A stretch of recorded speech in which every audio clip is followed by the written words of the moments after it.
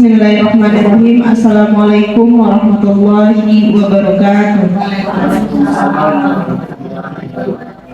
Alhamdulillahirabbil alamin. Wassalatu wassalamu ala asrofil anbiya'i wal mursalin wa ala alihi wa ashabihi ajmain.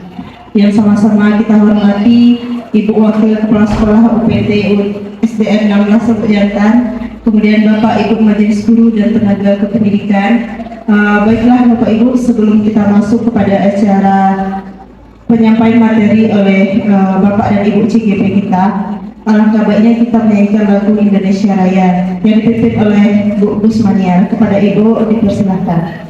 Kepada hadirin dimohon berdiri.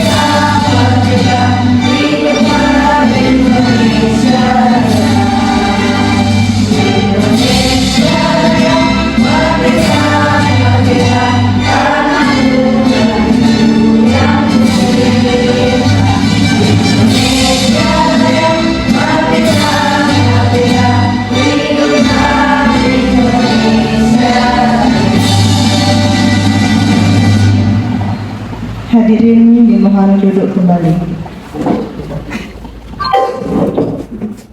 Acara selanjutnya pembacaan doa yang akan disampaikan oleh Bupati. Kepada Ibu Waktu dan Bapak dipersilahkan.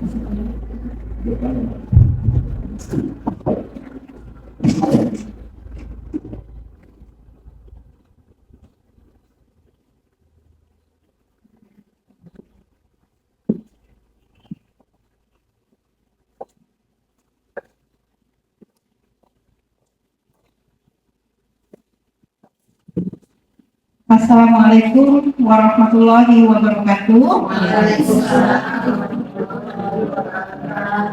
Baiklah, untuk melancarkan acara kegiatan CGP kita pada hari ini, marilah kita sama-sama berdoa mulai.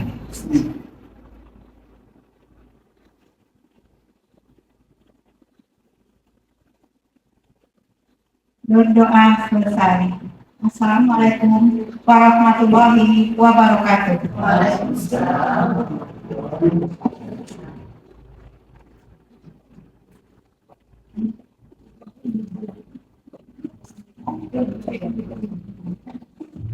Terima kasih kita ucapkan kepada Ibu. Semoga dengan pembacaan doa tadi lancarlah acara kita dari awal sampai akhir. Acara selanjutnya pembukaan acara materi budaya positif oleh guru CGP yang akan dibuka oleh Ibu Wakil Kepala Sekolah UPT SDN 16 Sepejantan. Kepada Ibu dipersilahkan.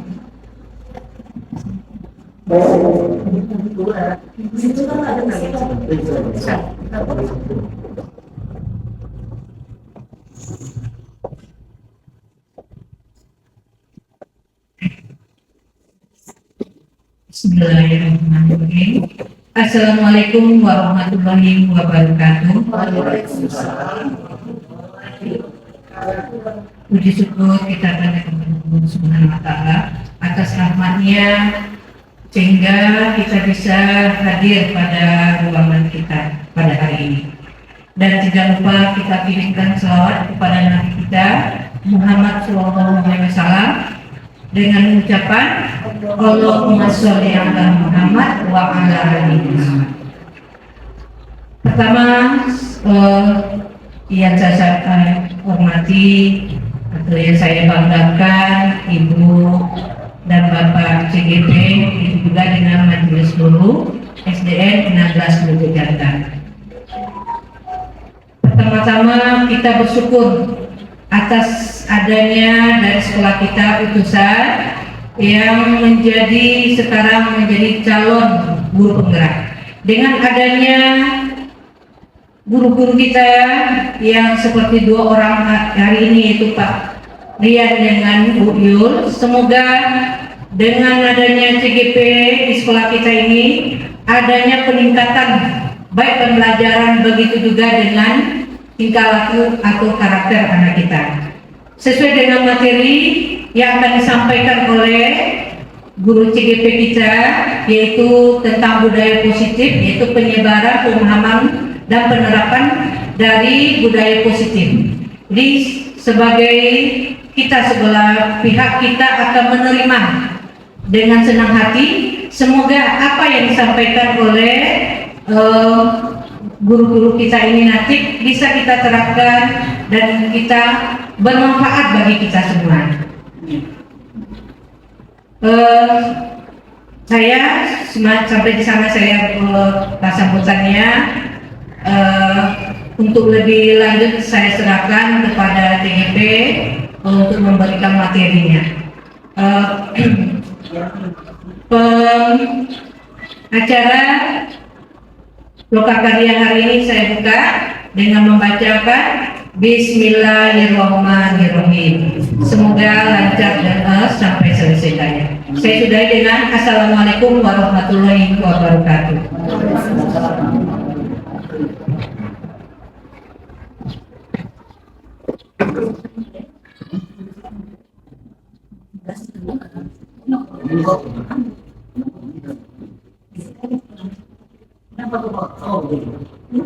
Terima kasih kepada Ibu yang telah membuka acara Lokakarya pada hari ini. Selanjutnya penyampaian materi oleh CGP, yang pertama oleh Bapak Rian Eka Amawan. Kepada Bapak dipersilakan.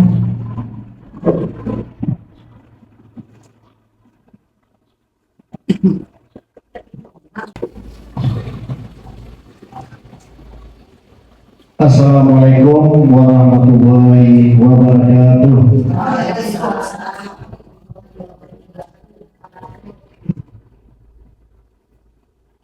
Yang sama-sama kami hormati Ibu Wakil Kepala Sekolah, seterusnya Bapak dan Ibu Majelis Guru beserta karyawan dan karyawati.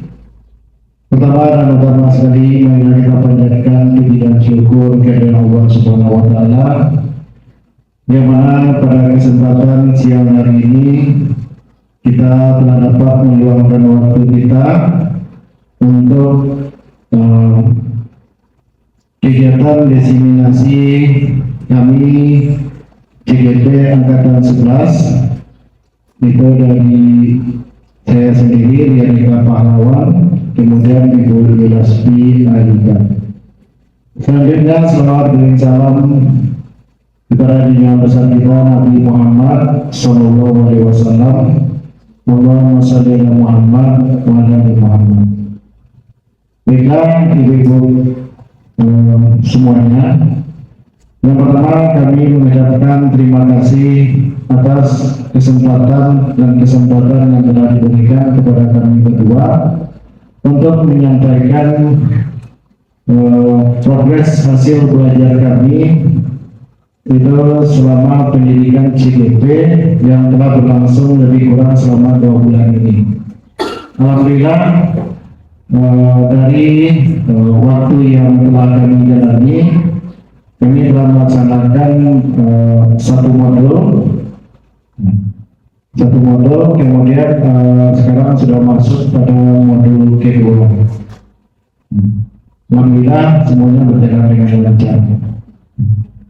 Baiklah, untuk kegiatan hari ini kami ada sedikit tugas yang diberikan pada aksi nyata 1.4 budaya positif tentang penyebaran pemahaman dan penerapan budaya positif di lingkungan sekolah. Konsep inti budaya positif ini ada beberapa alur yang akan kami jelaskan nantinya secara bergantian dengan Bu Yula Spiarita. Yang pertama, perubahan paradigma belajar, disiplin positif, nilai-nilai kebajikan, kebutuhan dasar manusia, motivasi perilaku manusia, posisi kontrol guru, keyakinan kelas, dan segitiga retribusi. Yang pertama, pembelajaran dengan paradigma baru. Seperti yang kita ketahui saat ini, bahwa pembelajaran kita saat ini adalah menyesuaikan dengan kebutuhan peserta didik kita. Nah, sering kita kenal dengan konsep pembelajaran berdiferensiasi. Nah, yang mana murid belajar sesuai kebutuhan berdasarkan tahap perkembangan sesuai teori psikologi modern untuk mewujudkan profil pelajar Pancasila.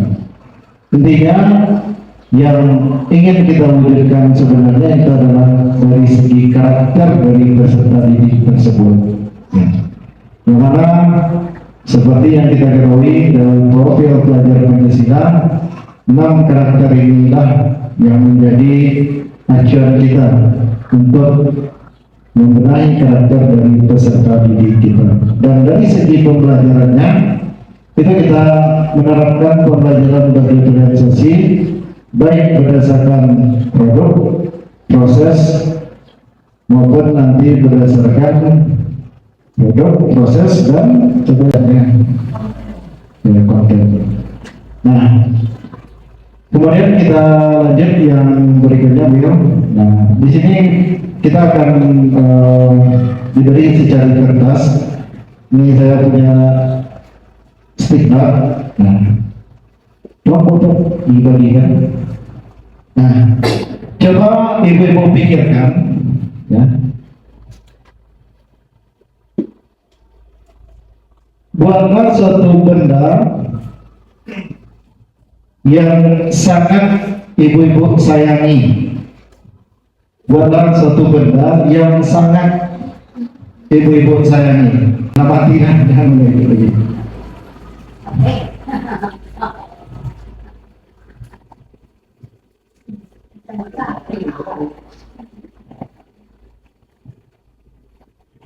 Buatlah suatu benda yang sangat berharga, bagi Allah. Restu sudah restu ditulis, mau restu ditulis.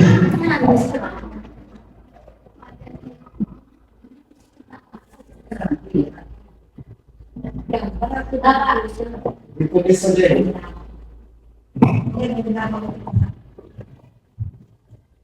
Buatlah suatu benda yang sudah boros semuanya. Oh, kubur begini. Oke. Sekarang kita cari pasangan. Bubur mungkin bisa dengan boros, Bu Dewi mungkin dengan Bu Bu Tati dengan Bu Restu, saya sendiri dengan Bu Jo. Kita sudah ya Bu. Berarti silakan berdiri Ibu. Jangan dibuka, jangan tahu depannya. Nah, kemudian dilipat dulu.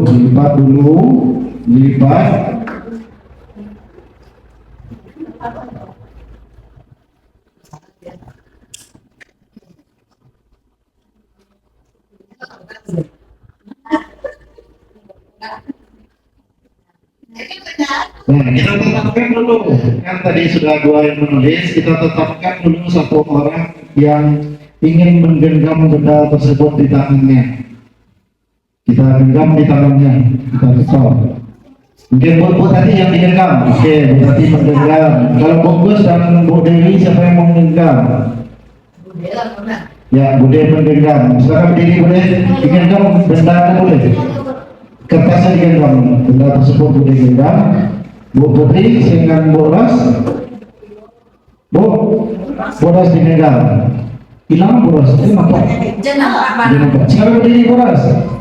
Bodas. Bodas, sekarang berdiri, genggam. Genggam. Oke. Genggam. Jadi, dikepal. Betul, berdiri betul. Betul sama bodas. Nah, silakan bertatapan. Nah, sekarang kita bayangkan ini benda adalah benda yang paling berharga bagi diri kita. Nah, sekarang benda tersebut akan dicoba diambil atau diambil oleh orang lain. Silakan Bapak Ibu pertahankan atau boleh dibuka, ya terserah bagaimana konsep Bapak Ibu. Mau bertahan terus silakan. Kita mulai dari sekarang. Silakan berusaha. Silakan berusaha membuka benda tersebut bagaimanapun caranya.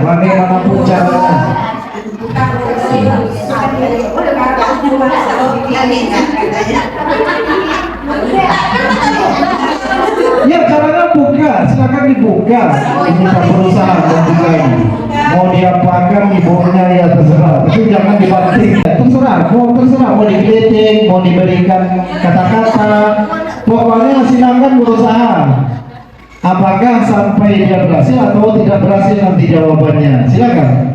Kita beri waktu cuma 1 menit dimulai dari sekarang. Will, kepada waktunya Will.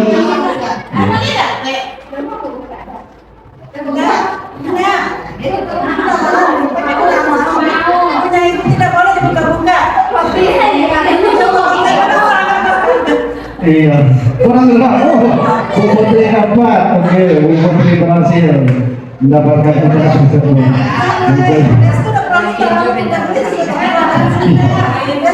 Dia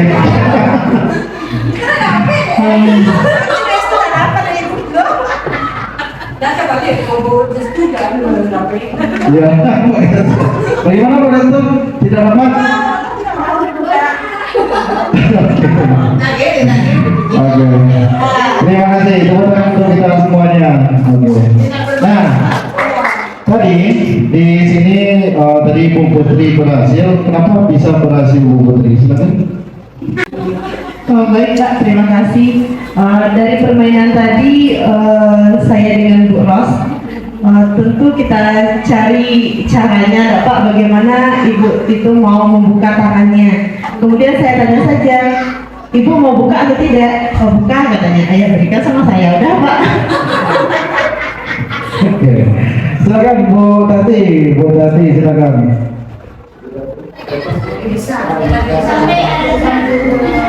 Apa yang terjadi dengan aku tadi ini?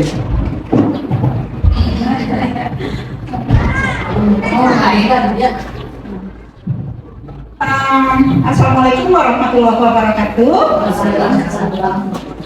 Di sini saya tadi tidak mau membuka kertas yang saya genggam, karena yang saya miliki itu, saya merasa itu yang paling berharga bagi saya. Jadi saya tidak ingin siapapun yang tahu apa yang saya miliki. Mungkin itu Pak jawabannya dari saya tadi.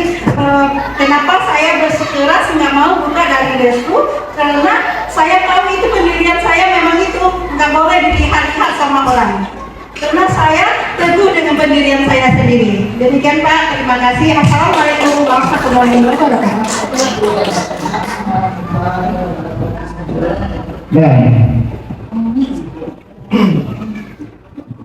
Nah, jadi dari permainan tadi ternyata kita tidak bisa memaksa seseorang untuk melakukan hal yang kita inginkan. Nah, orang tersebut mau membukakan pintunya, mau membukakan tangannya, itu berdasarkan keinginannya sendiri. Orang tadi membuka pegangannya berarti karena paksaan atau tidak paksaan. Nah, itulah yang disebut dengan tentang paradigma perubahan. Artinya adalah pada suatu kalau kita terapkan pada pembelajaran, kita tidak bisa membuat murid seperti apa yang kita inginkan. Misalnya si Budi, kamu harus bagus tulisannya, kamu harus pandai matematika, kamu harus pandai bahasa Inggris. Ternyata tidak seperti itu. Nah, miskonsepsi tentang teori kontrol ini adalah yang pertama, ilusi guru mengontrol murid. Ternyata bukan kita yang bisa mengontrol murid tersebut. Kemudian ilusi bahwa kritik dan membuat rasa bersalah mampu menguatkan karakter. Nah, ternyata ilusi itu bahwa kritikan dan rasa bersalah itu mampu menguatkan karakter. Kemudian ilusi bahwa semua penguatan positif efektif dan bermanfaat. Nah, seperti tadi kan dibujuk, mungkin ada yang nanti yang membujuk, mungkin berikan es krim misalnya, kan bisa saja. Nah, kemudian ilusi bahwa orang dewasa berhak memaksa, itu tidak benar konsepnya. Nah, jadi perubahan paradigma stimulus respon teori kontrol atau teori pilihan tersebut, siapa sesungguhnya yang memiliki kontrol? Kemudian dibagi menjadi dua, ada stimulus respon, ada teori kontrol. Nah, kita mencoba mengubah orang lain agar berpandangan sama dengan kita. Nah, teori kontrol pilihannya itu kita berusaha memahami pandangan orang lain tentang dunia. Perilaku buruk dilihat sebagai suatu kesalahan. Semua perilaku memiliki tujuan. Orang lain bisa mengontrol saya. Nah, ini yang tadi kontrol itu. Hanya Anda yang bisa mengontrol diri Anda. Saya bisa mengontrol orang lain. Anda tidak bisa mengontrol orang lain. Ternyata kita memang tidak bisa mengontrol orang lain. Pemaksaan ada pada saat bujukan gagal. Kolaborasi dan konsensus menciptakan pilihan-pilihan baru. Kemudian model berpikir menang-menang itu kita hilangkan. Kita model berpikir kita menang-menang gitu.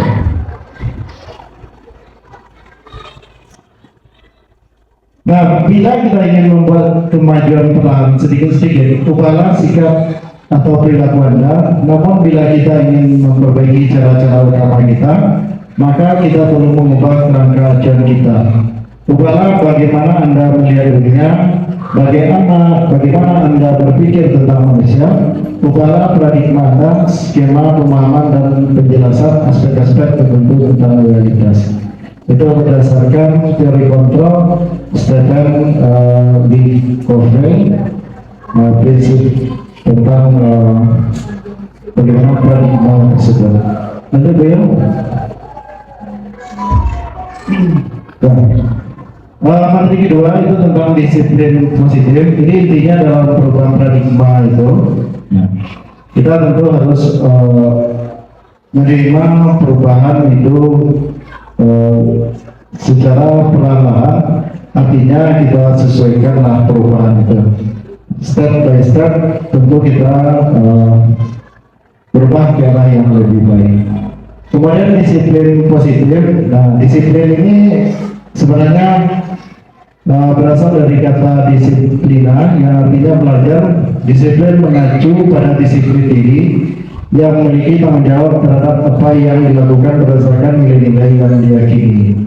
Nah, disiplin positif merupakan salah satu cara penerapan disiplin yang bertujuan untuk menumbuhkan kesadaran serta memberdayakan murid tanpa imbalan penghargaan, ancaman, atau hukuman. Sebagai pendidik, tujuan kita adalah menciptakan murid yang memiliki disiplin sehingga mereka berperilaku mengacu pada nilai-nilai kebajikan universal dan memiliki motivasi intrinsik dalam perubahan perilaku ke arah yang lebih baik. Lanjut dulu. Nah, adapun kebajikan yang kita kenal, nilai-nilai kebajikan itu kita ambil satu saja, profil pelajar Pancasila. Ini ya, itu sudah paham mungkin. Nah, kebutuhan dasar manusia. Nah, di sini tentang kebutuhan dasar manusia ini, ya, ternyata yang menyebabkan seseorang berperilaku itu menyangkut kebutuhan dasarnya. Jadi kalau kita bertemu murid, dia melakukan kesalahan atau melakukan suatu kesalahan, kita harus coba dulu gali kebutuhan dasar apa dari peserta didik kita yang tidak terpenuhi. Nah, contoh, mungkin Bapak Ibu pernah mengalami kasus dengan anak dan juga sudah pernah menyelesaikan kasus tersebut. Ada tidak Bapak Ibu menemukan suatu kunci kebutuhan dasar anak itu apa yang tidak terpenuhi bagi dia? Silakan Bapak Ibu, nanti kita bahas apakah itu termasuk kebutuhan dasar atau tidak. Mungkin Boras pernah siswanya datang terlambat.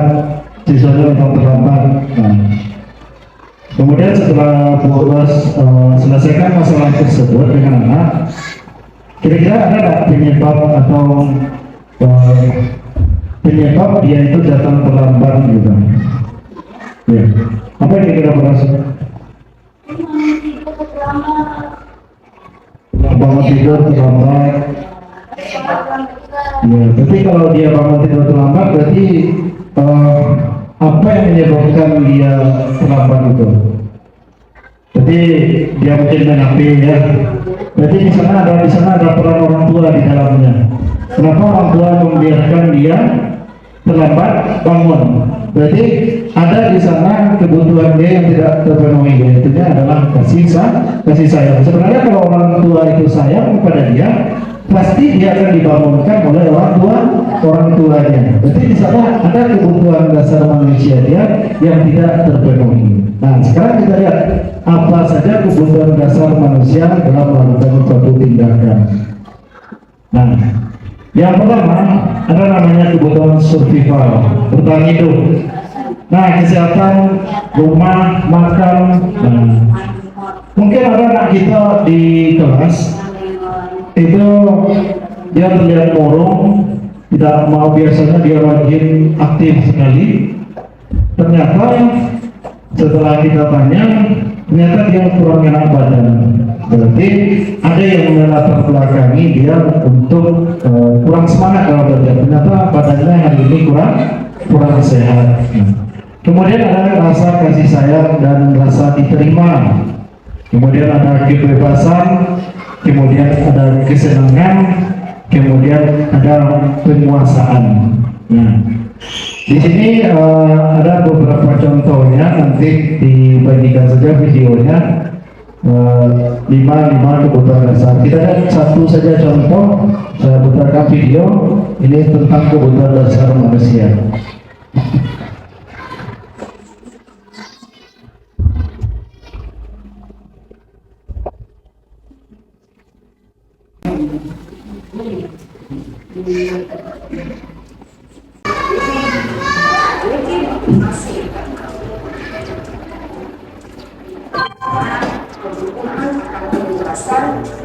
Dasarnya adalah kebutuhan untuk mandiri.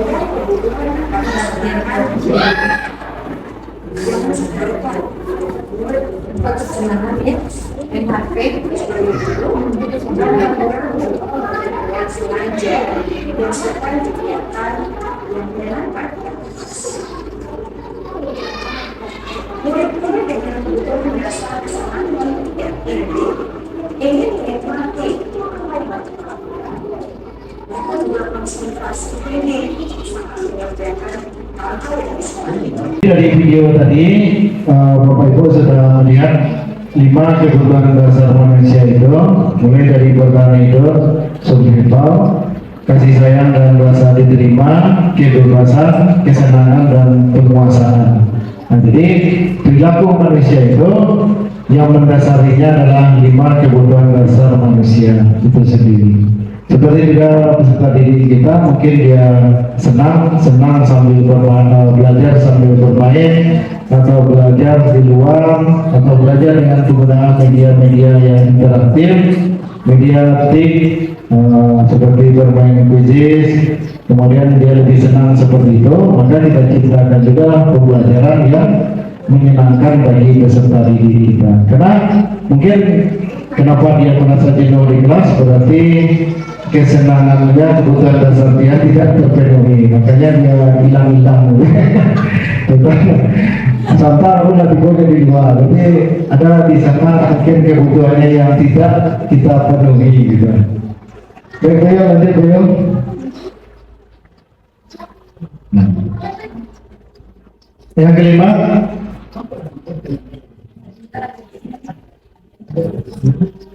jadi berdasarkan 5 kebutuhan manusia tadi, nah kita juga orang dewasa juga pasti berperilaku seperti itu juga, ya. Kita juga berperilaku seperti itu juga. Dimana kalau kebutuhan dasar kita, contoh saja sekarang hari sudah hampir jam 2. Nah, sepertinya Bapak Ibu banyak yang memegang perut. Mungkin ada kebutuhan dasarnya yang tidak terpenuhi mungkin nih. Karena dia menanggung, jadi kita lanjut ya Bapak Ibu. Mau Gus, Dalita barunya. Ya, itu lesu nampaknya. Nah, dia tepuk semangat.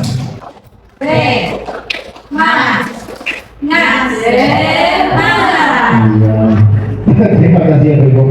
Mungkin itu materi dari saya, nanti akan dilanjutkan oleh Bu Yul tentang dari motivasi dan perilaku manusia. Kepada Bu Yul kita persilakan.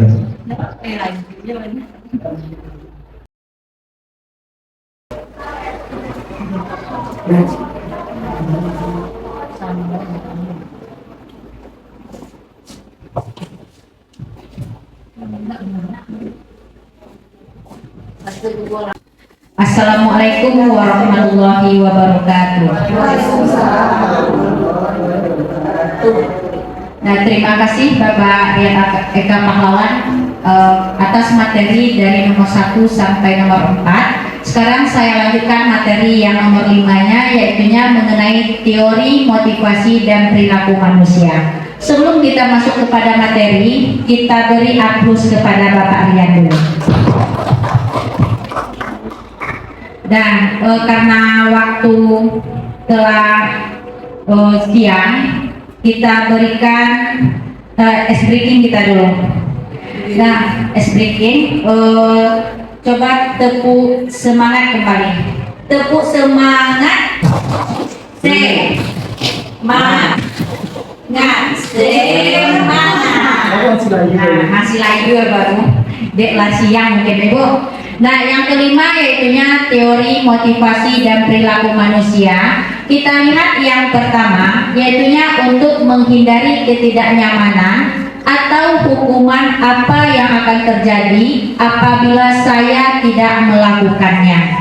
Berarti itu termasuk kepada motivasi eksternal. Yang kedua yaitunya untuk mendapatkan imbalan dari orang lain atau institusi, apa yang akan saya dapatkan apabila saya melakukannya. Itu termasuk kepada motivasi eksternal. Yang ketiga yaitunya untuk menghargai diri sendiri. Saya akan menjadikan orang yang seperti apabila saya melakukannya. Itu termasuk kepada motivasi internal. Dihukum oleh penghargaan. Kita lihat di sini bahwa penghargaan berlaku sama dengan hukuman. Berarti kalau kita memberikan penghargaan kepada anak kita, itu juga termasuk hukuman. Tapi tidak nampak bagi kita.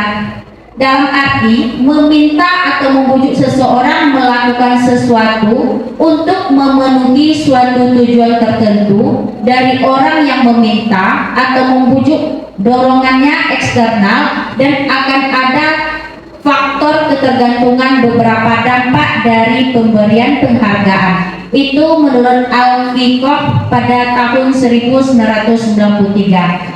Di sini ada 5. Yang pertama pengaruh jangka pendek dan jangka panjang. Yang kedua itunya penghargaan menghukum. Yang ketiga penghargaan mengurangi ketepatan, penghargaan tidak efektif, dan penghargaan merusak hubungan. Memberikan penghargaan ini juga akan merusak hubungan. Contohnya pada anak kita, anak sekolah itu akan ada saling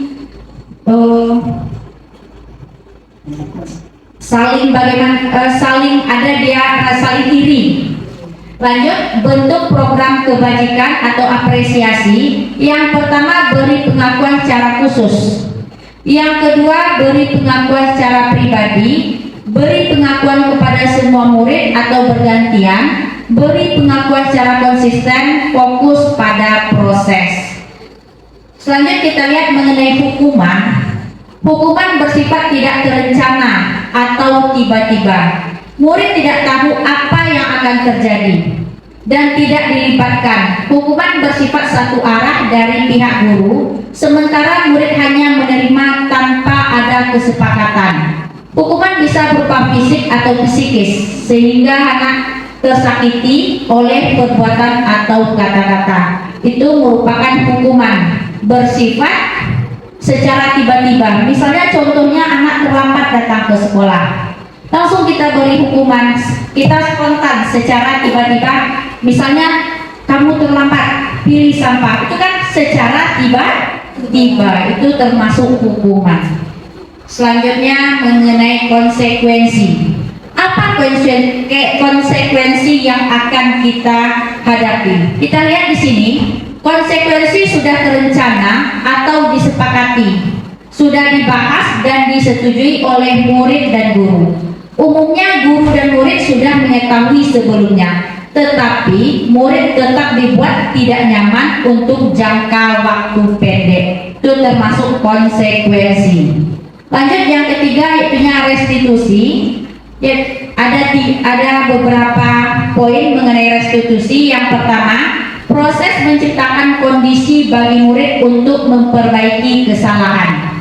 Yang kedua, proses kolaboratif yang mengajarkan murid untuk mencari solusinya sendiri. Nanti kita akan masuk mengenai restitusi ini, namanya segitiga restitusi. Perbedaan hukuman dan konsekuensi. Apa perbedaan hukuman dan konsekuensi? Yang pertama kita lihat, sesuatu yang menyakitkan harus terjadi, itu hukuman. Konsekuensinya apa? Sesuatu harus terjadi. Yang kedua, membuat anak sakit, baik berupa fisik maupun hati. Fisik anak juga bisa tersakiti, hati anak juga. Kalau kita lihat mengenai hati, kita lihat walaupun anak tersakiti bagi kita waktu di SD, sampai dia besar nanti pasti akan teringat. Nah, untuk jangka waktu yang sangat lama, sampai anak kita tua juga akan teringat. Konsekuensinya apa? Membuat anak merasa tidak nyaman dalam jangka waktu pendek. Asal basuh anak tuh semua pasti kan teringat anak. Yang ketiga itunya anak membenci kedisiplinan, anak menghargai disiplin. Yang keempat, paksaan. Konsekuensinya stimulus tanggapan, mendorong anak menyakiti diri sendiri, mendorong anak agar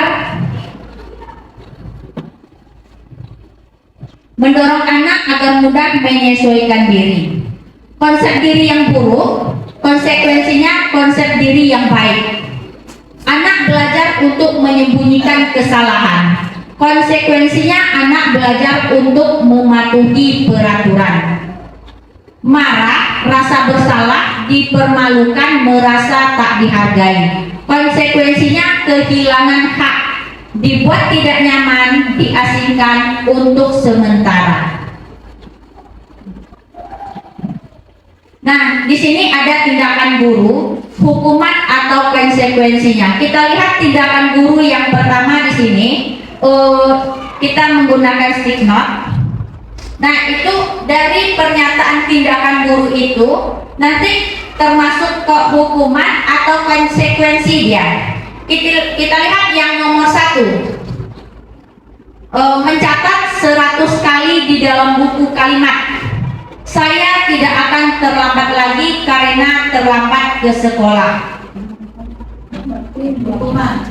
Nah, itu termasuk apa? Nah, kita lihat termasuk hukuman. Lari mengelilingi lapangan basket 2 kali karena terlambat hadir di sekolah. Apakah termasuk hukuman? Ya, juga termasuk hukuman. Murid diminta untuk push up 15 kali karena tidak menggunakan masker ke sekolah. Konsekuensi atau hukuman? Murid diminta untuk push up 15 kali karena tidak menggunakan masker ke sekolah. Ada hukuman, kita lihat hukuman. Karena di sini anak diminta untuk push up.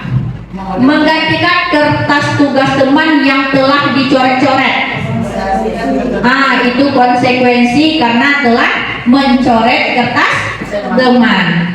Membersihkan tumpahan air di meja tulis karena tersenggol pada saat belajar. Termasuk konsekuensi.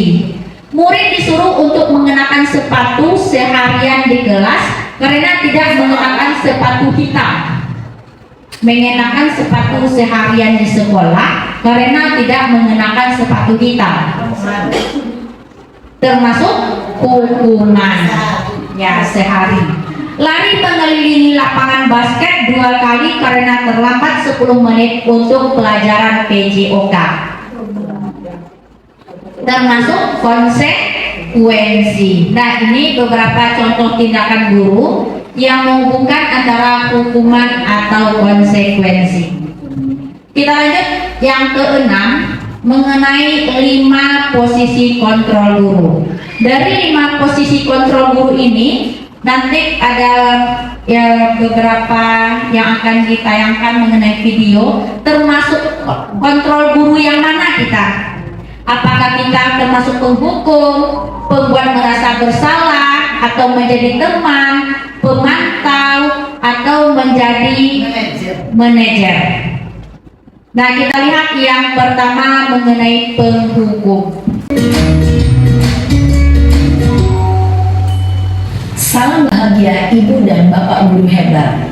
Dalam penerapan disiplin positif restitusi, salah satu program yang dikembangkan adalah 5 posisi kontrol. 5 posisi kontrol dalam restitusi adalah proses perjalanan seorang pendidik agar dapat mengenali dirinya. Pada video kali ini, kita akan membahas tentang 5 posisi kontrol yang dikembangkan oleh Diane Dawson dan contoh penerapannya.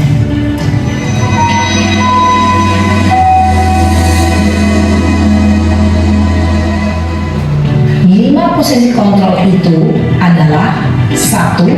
Posisi penghukum, 2. Posisi pembuat merasa bersalah, 3. Posisi teman, 4. Posisi pemantau atau monitor, dan 5. Posisi manajer. Untuk lebih memahami kelima posisi tersebut, mari kita saksikan kasus Naren yang terlambat hadir 20 menit di sekolah dan melihat bagaimana kelima posisi kontrol dalam menghadapi masalah tersebut.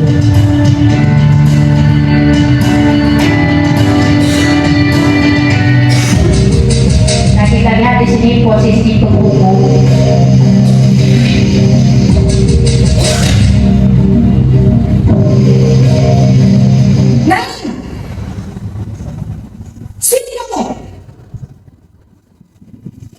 Selamat pagi, Bu. Selalu terlambat. Pasti terlambat. Maaf, Bu. Saya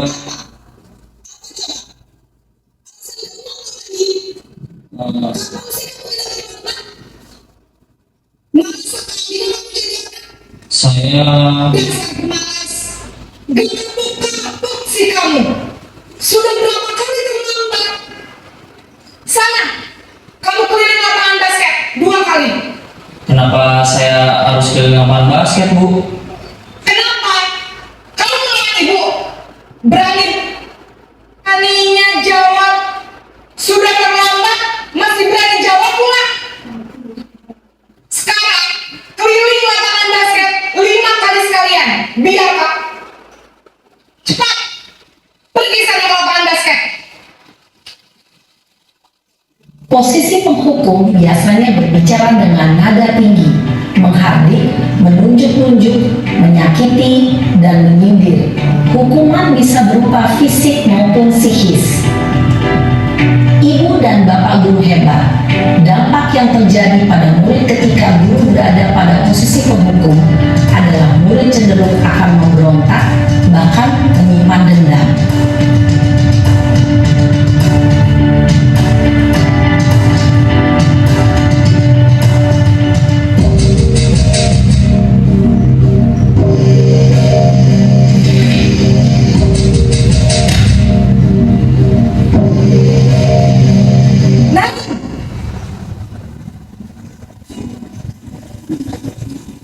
Selamat pagi, Bu.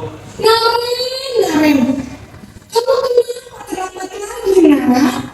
Ya Tuhan, Naren, kamu senang ya bikin ibu susah ya? Kalau kamu terlambat lagi, nanti ibu yang ditegur bapak kepala sekolah, Nak. Disangka ibu tidak bisa membina kamu. Duh, gimana ini? Maaf, Bu. Duh, Gusti Naren, kamu suka ya kalau ibu ditegur bapak kepala sekolah? Terus, sekarang ibu harus tulis apa yang di buku absen? Ini kamu sudah sering terlambat loh. Ibu harus apa coba? Maaf, Bu. Maaf sekali. Ya sudah, lain kali jangan bikin ibu susah lagi ya, Nak ya. Ibu tidak akan kuat lagi kalau kamu begini terus. Bisa jantungan kalau ibu tegur bapak kepala sekolah. Sana cepat ke kelas. Maaf ya, Bu. Maaf. Harga dan tidak sanggup membahagiakan orang lain. Ketika guru mengambil posisi pembuat rasa bersalah, murid akan menganggap dirinya yang bersalah dan ia akan menyimpan emosi negatif tersebut di dalam dirinya.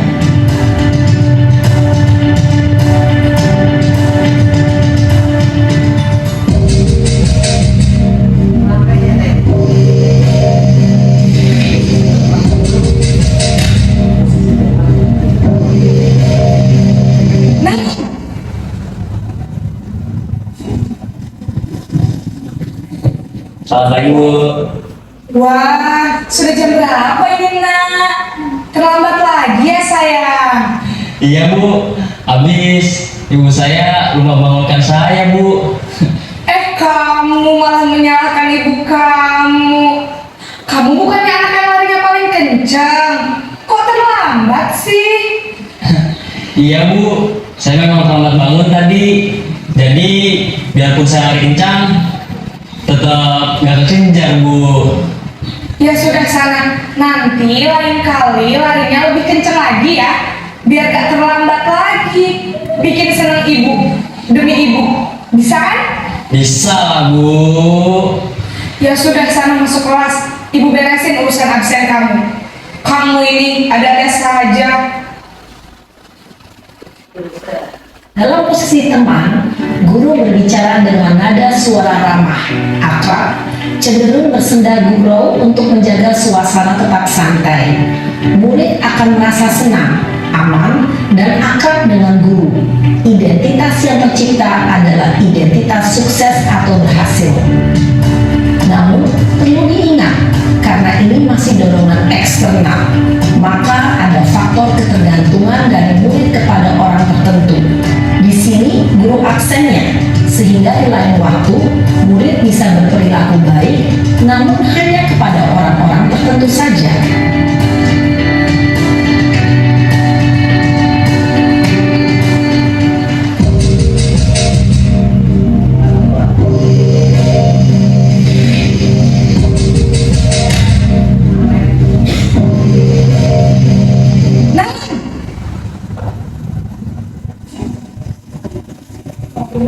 Selamat pagi, Bu. Nah, apa peraturan sekolah kita tentang jam berapa kita harus masuk sekolah, Nah? Kita harus di sekolah jam 7, Bu. Iya betul, sekarang sudah jam 7.20. Naren sudah tahu konsekuensinya jika terlambat hadir. Paham, Bu. Saya harus tinggal kelas pas jam istirahat selama 20 menit. Iya benar, konsekuensinya demikian. Jadi nanti jam 9.30 pas istirahat, kamu harus tinggal di kelas, kerjakan tugas tambahan untuk ketertinggalan kamu, ya. Baik, Bu. Posisi pemantau mengandalkan penghitungan atau data untuk mengontrol murid. Guru mengarahkan murid berdasarkan peraturan dan konsekuensi. Seorang pemantau menunjukkan bahasa tubuh dan ekspresi wajah yang datar dan cenderung formal.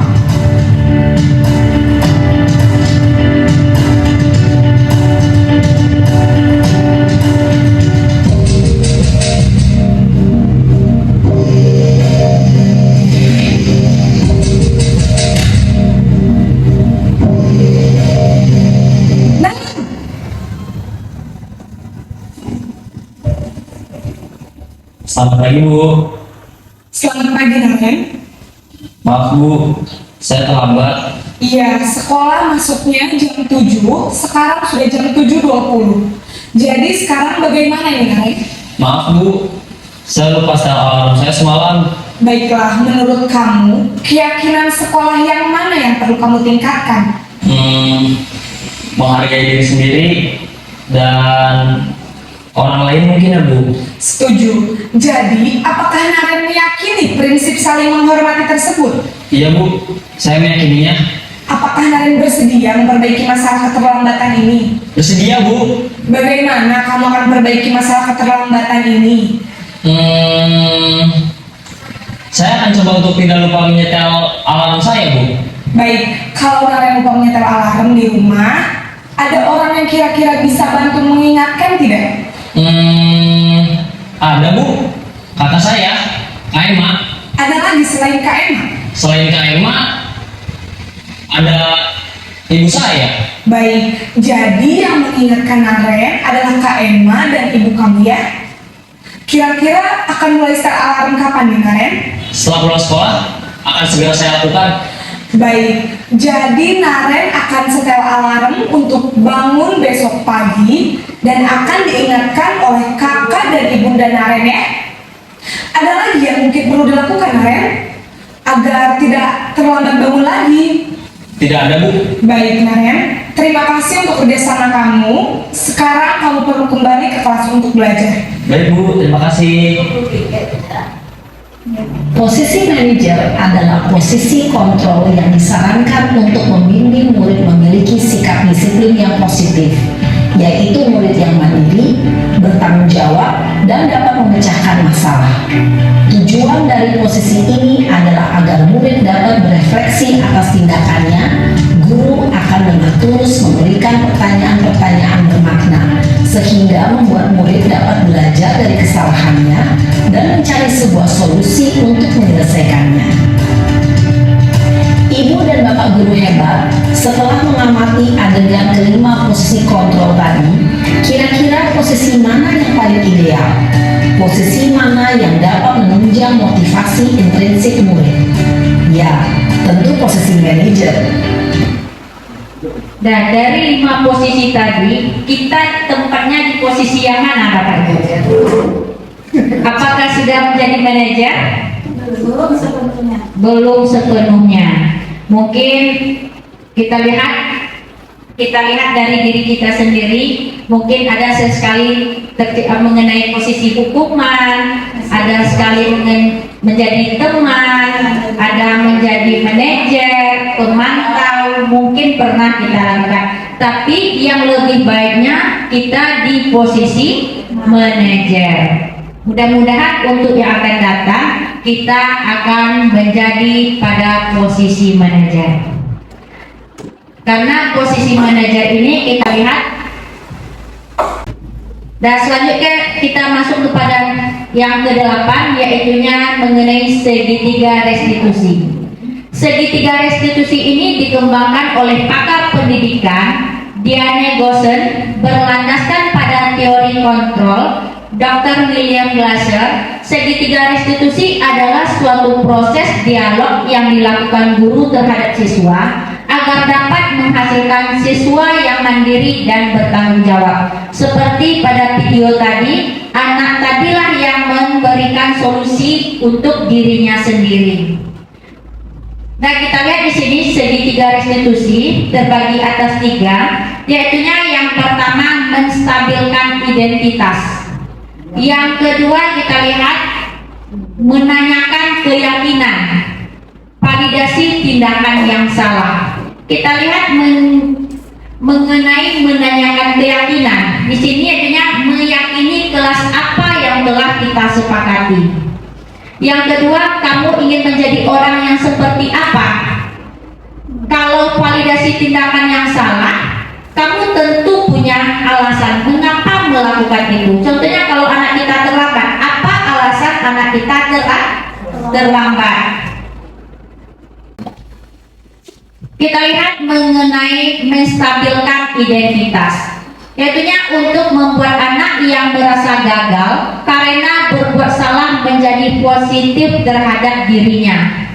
Contohnya di sini guru berkata, kata guru contohnya berbuat salah itu yang wajar. Tidak ada manusia yang sempurna. Memang setiap manusia ini tidak sempurna. Yang kedua, validasi tindakan yang salah. Itunya membantu murid mengenali basic need atau kebutuhan dasar yang ingin dipenuhinya ketika melakukan kesalahan itu.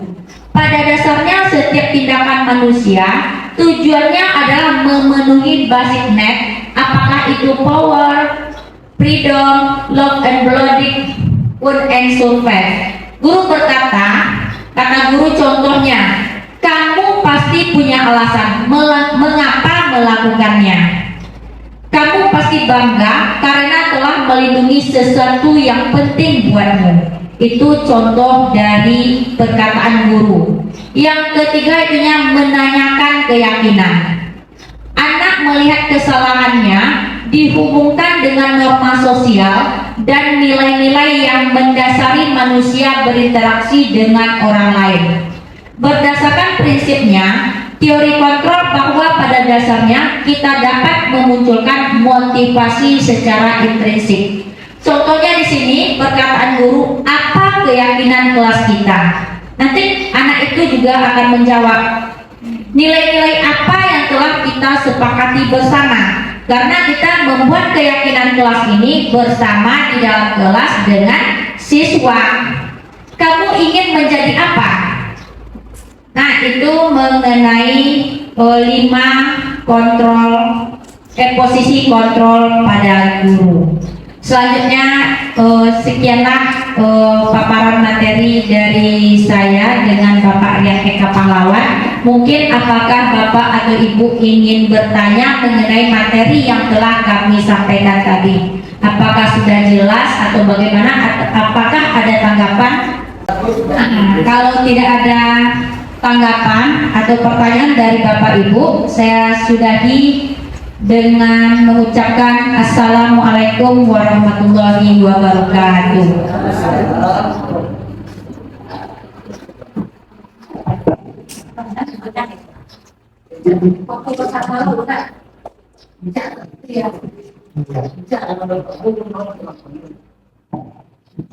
Terima kasih kami ucapkan kepada Bapak dan Ibu CGP yang sudah menyampaikan materi kepada kita.